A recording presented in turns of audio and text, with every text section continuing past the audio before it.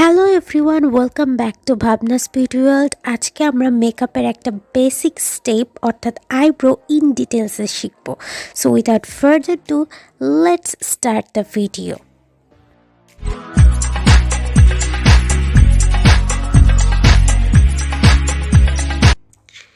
আপনারা স্ক্রিনে কিছু আইব্রো এর শেপ দেখতে পাচ্ছেন। এগুলো হচ্ছে আইব্রো এর টাইপস। আমাদের সবার আইব্রো কিন্তু একই রকম দেখতে হয় না। কারো আইব্রো আর্চড হয়, কারো আইব্রো স্ট্রেইট হয়, কারো আইব্রোর আর্চও কম বা বেশি হয়।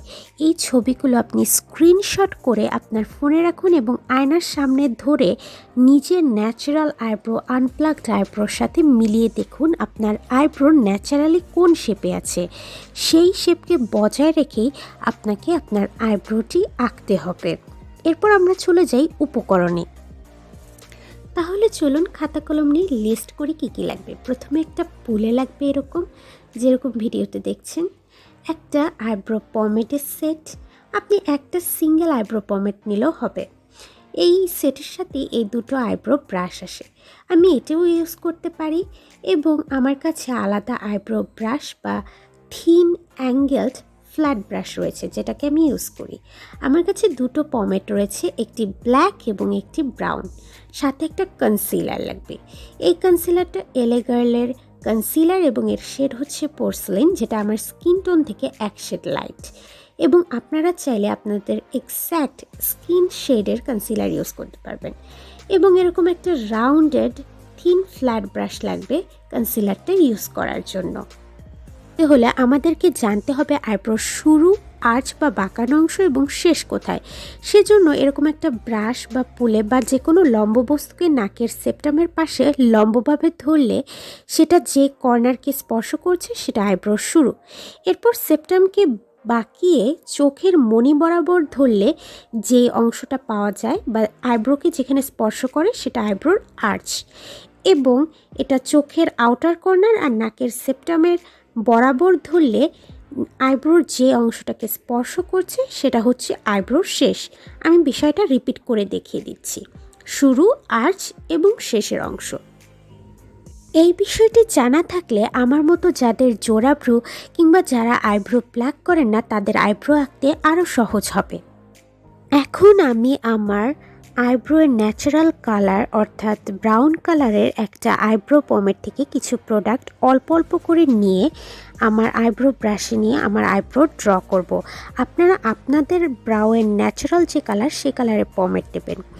আমি আইব্রো ড্র করার পূর্বে শুরু, শেষ এবং আর্চে একটু দাগ দিয়ে চিহ্নিত করে নিচ্ছি। এতে করে আইব্রো আঁকাটা আরও সহজ হবে এবং ভুল হওয়ার সম্ভাবনা কম হবে। খুব সামান্য পরিমাণে প্রোডাক্ট নিয়ে আমি শুধুমাত্র আইব্রোর শুরু, আর্চ এবং শেষকে চিহ্নিত করে নিয়েছি, কিন্তু আমার আইব্রো এখনও ড্র করিনি। কারণ আইব্রো ড্র করার আগে আইব্রোর হেয়ারগুলোকে কম করে এদের সঠিক শেপে নিয়ে আসতে হবে।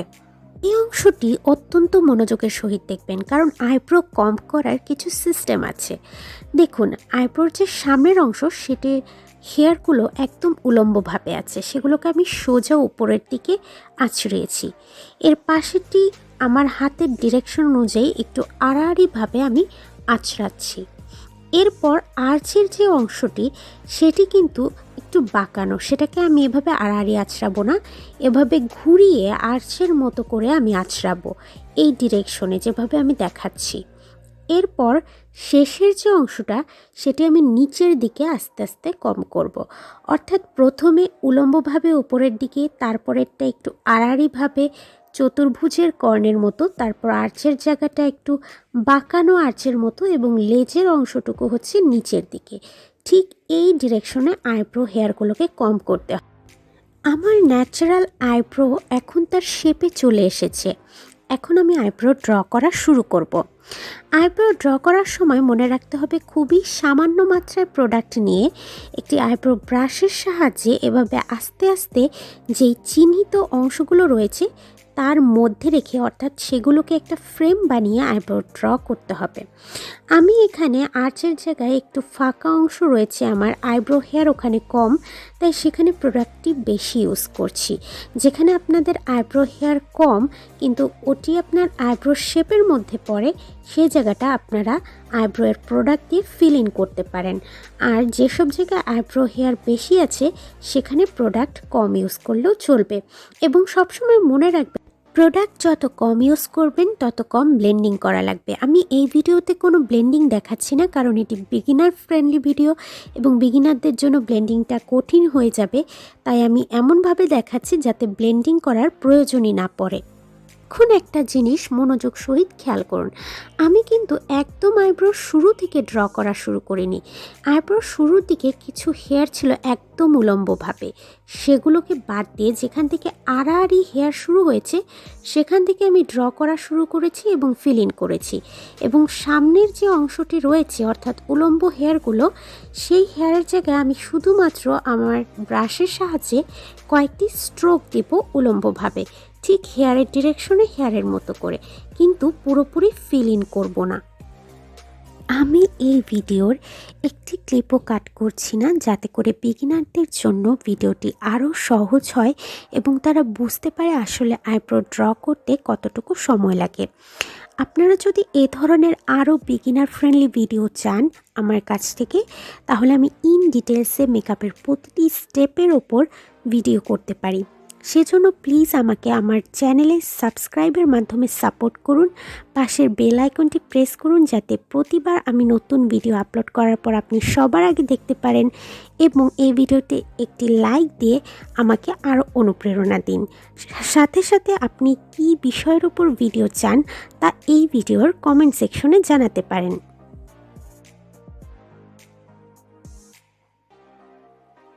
সো দেখতেই পাচ্ছেন আমি এক সাইড আইব্রো করেছি আর এক সাইড করিনি, এদের মধ্যে কতটা ডিফারেন্স। এখন আমি এই ফ্ল্যাট রাউন্ড ব্রাশের সাহায্যে কনসিলার নিয়ে খুব অল্প অল্প করে নিয়ে আইব্রোর নিচের অংশ যেখানে এক্সট্রা হেয়ার রয়েছে বা আইব্রোর যে শেপ তার ঠিক নিচের অংশটা আরেকটু শেপে আনার জন্য কনসিলার দিয়ে কার্ভ করে নিচ্ছি। এবং কনসিলারটি আমি আস্তে আস্তে আমার ফিঙ্গারের সাহায্যে ট্যাপ ট্যাপ মোশনে ব্লেন্ড করে নিচ্ছি। আমি এখানে ব্রাশের সাহায্যে ব্লেন্ড করছি না, কারণ ব্রাশে কনসিলার রয়েছে এবং সেটির সাহায্যে ব্লেন্ড করতে গেলে আরও বেশি কনসিলার লেগে যাবে স্কিনে এবং জিনিসটি মেসি হয়ে যাবে। তাছাড়া আমাদের ফিঙ্গারের সাহায্যে ব্লেন্ড করা কিন্তু সহজ। আমাদের ফিঙ্গারে যে ওয়ার্ম থাকে সেই ওয়ার্মথের কারণে এই কনসিলারটি খুব সহজে মেল্ট হয়ে স্কিনের সাথে মিশে যায়, এতে ব্লেন্ডিংটা আরও সুন্দর হয়। এবং মনে রাখবেন খুব সামান্য পরিমাণে আমাদের কনসিলার নিতে হবে। আমি এখানে কিন্তু আমার স্কিনের থেকে এক শেড লাইটের কনসিলার ইউজ করছি, কারণ আইব্রো করার পর এই কনসিলারটি আমার আই মেকআপের বেস হিসেবেই ইউজ হবে। এজন্যই এক শেড লাইট হলে আমার কোনো সমস্যা নেই, কিন্তু আপনারা যদি ডেইলি বেসিসে আইব্রো করেন বা মেকআপ ছাড়াই জাস্ট আইব্রো করেন, তখন কিন্তু আপনাদের এক্স্যাক্ট আপনার স্কিনের শেডের কনসিলার ইউজ করতে হবে। এক্স্যাক্ট স্কিন শেডের যে কনসিলার সেটা ইউজ করলে যেটা হবে, আপনার এভরিডেতে যখন মেকআপ করবেন না তখন আপনার আইব্রোকে খুব বেশি বোল্ড বা অতিরঞ্জিত করবে না এবং আপনার আইব্রো ন্যাচারাল লাগবে।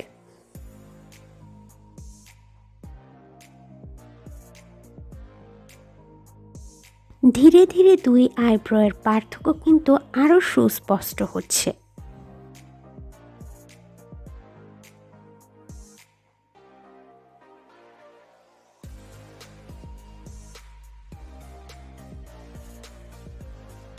এখন অফ ক্যামেরাতে আমি অপর পাশের আইব্রোটি করে ফিরে আসছি চটজলদি। কি মনে করছেন, আইব্রো কি এখানেই করা শেষ? না, এখনও কাজ বাকি। আইব্রোর উপরের অংশটিও কনসিলার দিয়ে কার্ভ করতে হবে। কিন্তু আপনি যদি এভরিডে বেসিসে কার্ভ করেন, আপনার স্কিনের ন্যাচারাল শেডের কনসিলার দিয়ে কার্ভ করবেন। কিন্তু যেহেতু আমি মেকআপ করছি, সো ওই অংশটি আমি কার্ভ করব আমার ফাউন্ডেশন দিয়ে। অর্থাৎ ফেসে ফাউন্ডেশন অ্যাপ্লাই করার সময় আমি এটি ফাউন্ডেশন ব্রাশ দিয়ে উপরের অংশটি কার্ভ করে নিয়েছি। এবং after makeup this is my look. আপনারা যদি এই লুকের মেকআপ টিউটোরিয়ালটি দেখতে চান, তাহলে আমার চ্যানেলে নজর রাখুন। আমি ভ্যালেন্টাইন ডে উপলক্ষে এই গ্ল্যাম লুকটির টিউটোরিয়ালটি আপলোড করব। আমি প্রতি সপ্তাহে আমার চ্যানেলে একটি নতুন ভিডিও আপলোড করে থাকি। সো আমার চ্যানেলটিকে সাবস্ক্রাইব করে আমাকে সাপোর্ট করুন এবং আমার চ্যানেলের সঙ্গেই থাকুন। এবং প্রতি সপ্তাহে নতুন নতুন makeup tutorial, skin care related and beauty hacks type video পাবেন। টাটা।